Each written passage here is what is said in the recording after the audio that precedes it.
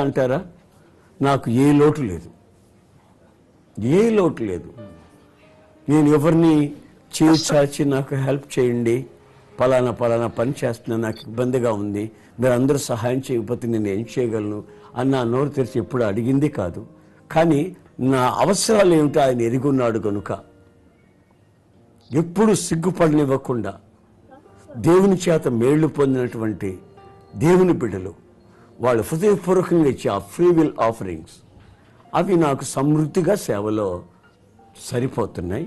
ఎప్పుడు ఎక్కడ లోటు వచ్చినట్టు, నేను అవమానాలు పాలైనట్టు, అప్పులు పాలైనట్టు నాకు గత 42 సంవత్సరాలుగా నాకు తెలియదు. దేవుడే దీనికి సాక్షి. దేవుని యొక్క సన్నిధిలో ఆర్థిక పరమైనటువంటి సమస్య నాకు ఎప్పుడూ వచ్చినట్టు గుర్తులేదు.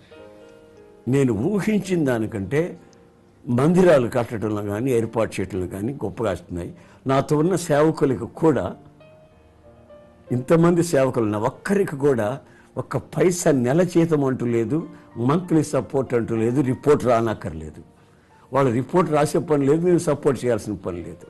ఎందుకంటే సెల్ఫ్ సపోర్టింగ్ చర్చెస్, ప్రతి చోట సంఘాలు స్థాపించడం, ఆ సంఘాలు ఆ సేవకుడిని పోషించటం, ఘనంగా చూసుకోవటం, దాని ద్వారా అనేక సంఘాలు సిద్ధపరచబడటం, ఇది ప్రభువు పౌలు ద్వారా బయలుపరిచినటువంటి ఆ చర్చ్ అడ్మినిస్ట్రేషన్, సంఘ పరిపాలన విధానాలు, అవన్నీ ప్రభు నాకు చూపించినవి, బైబిల్ నేను చదివినవి, దాన్ని అలాగే చేయాలని ఆశించాను.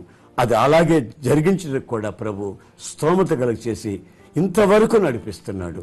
అందుకు నేను సాక్షిని, నాతో ఉన్నవాళ్ళు దీనికి సాక్షులు. ఇంతకంటే మించి నేనేమీ చెప్పలేను.